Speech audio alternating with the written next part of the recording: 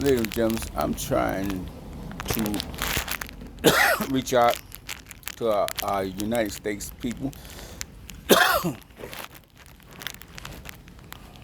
When I'm trying to reach out and get our United States young and old who don't know, who are less unfortunate to understand some of the stuff, because I'm less unfortunate too to understand some of the stuff that I understand right smart when I sit down and break it down, have time to break it down to what the people are saying.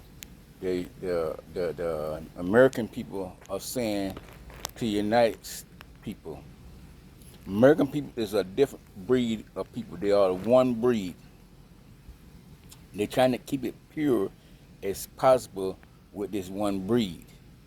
And this one breed is causing the nation to fall deeply, deeply into dangerous territory for our kids' sake. The United people kids say. They are not kicking up dust. They are defunding some of the college. They are, with children were glad to come to Florida to relax, go to the beaches, because you had a lot of beaches here that they weren't too far apart, maybe 10, 15 miles apart. But there was beaches, there were nice beaches. They can go out, enjoy themselves, and go to college here. South Florida, run the same, says shutting that stuff down with fundings and stuff called the poor people. He trying to make it a rich people place that only rich. I'm gonna tell you something. I learned a while back from older people. This is where I got most of my sense from older people. I didn't hang around a lot of young people. Young people had a lot of gala, yada yada, and fights and shooting and carry on. So I wouldn't hang around them people, that type of people. I loved them, but when it came down to my understanding, I went around the old people because they didn't kept too much going. They'll educate you, they'll teach you. And I learned, one man told me, he said, son, I said, yes sir. He said, if you get two aggressive dogs and you put them in the yard, and each dog want their territory, that's what they were hired for. That's what they broke to that yard for, to take care of their territory. And both of them is aggressive. They're gonna fight all the time. They're gonna be fighting all the time, trouble all the time, because each dog want their territory, and it was hard to do the territory. Now, this is why I go back into the Republicans. See, you got Republicans on the Republican side. You only have one kind of people. They are people with fair skin. Their skin is fair. They're not tan. They're not brown. They're not black. They're not African American. They're not Chinese. They're not Russians. They're not Iranians. They're not from other places with different colored skin.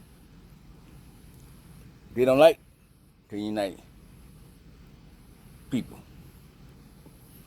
American people is one culture, and it's trying to, we see, they have a problem with the border walls, south border walls and the border walls.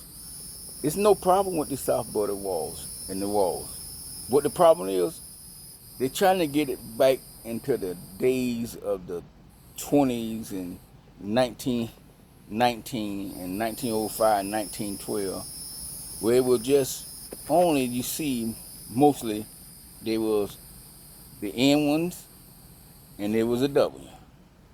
The N stand for African American niggers. The W stand for white taskmasters. People are fortunate with money. Your taskmaster, your boss. Every time I went to field of education, Spirit had talked to me. And the last 5 jobs I had for, I had to retire. Why wouldn't fill the application out? They made, who's your boss? And right on there, I put, Jesus Christ is my boss. I let them know at that point that they weren't my boss. They were supervisor. They were my supervisor. Or they were manager that managed the business, and they hired me underneath them to do a job, not to be my boss, but to be my job. I said, Jesus is my boss. I want to let you know that. And when I put that down, I thought I wasn't gonna get the job, and I drove from the place to my house, and I got there to get me a sandwich. And my mom was living at the time, Mrs. Thomas, Liza Thomas. She said, son? I said, yes, ma'am. She said, you fill the application out to this name of this place right here, and they want you to call them because they said they think about hiring you. I said, yes, ma'am. My mom said, give me the number. My mama gave me the phone number. And I called, and the boss picked up. And he said, yes. He said, I was going over your application, and it's made me laugh. And I said, what's that? He said, write him and say, who's your boss? So you put the Lord Jesus Christ as your boss. And you put down, otherwise, supervisor and management is to give you the orders to do things you work from. So I like that. So I want you to come and get this paper and kid down to the lab to get drawn, your urine drawn, before they can check you for drugs. And I want you to fill this other paper out before we can send it off. And it should be back in a day or 2 days or something like that. And we'll call you back. So that was Tuesday. I went back down there. I got the paper for the drugs. I fill out the background check paper. And he said, okay, I'm going to go ahead and have them, the secretary right now send this off and see can we get a hand back. And by that time, your drugs screen should be back.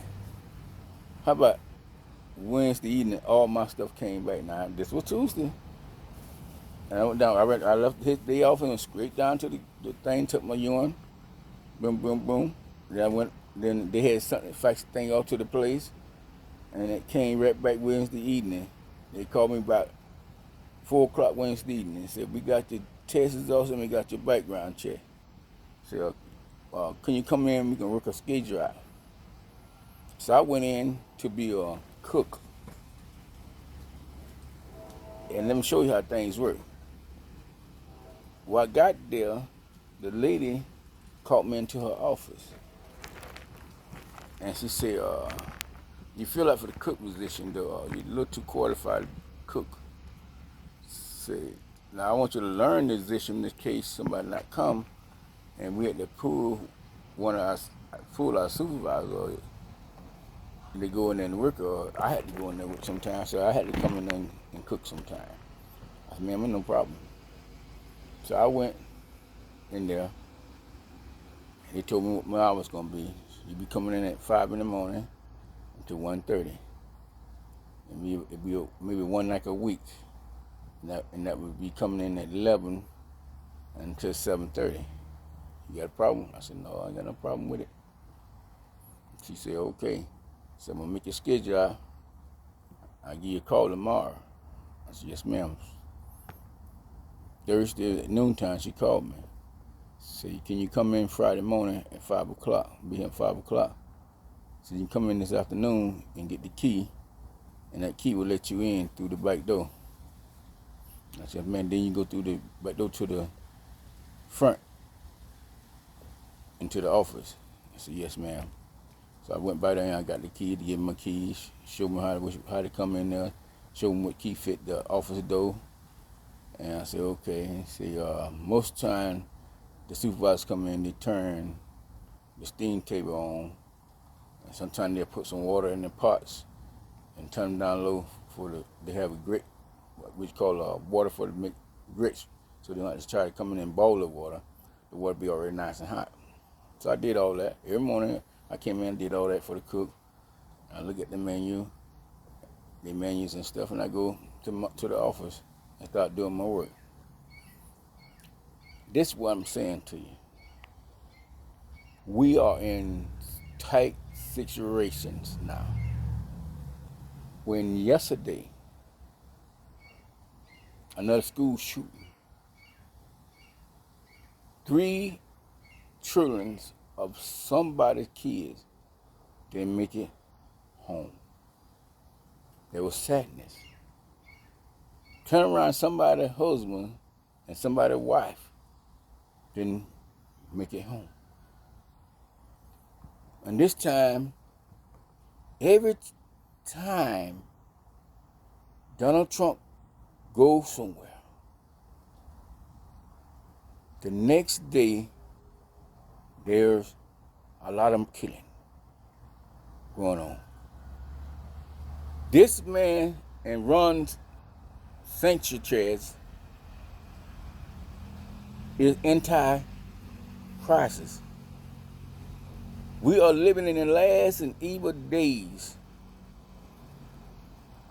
Hold on for a minute. I got this call. I'll be right back.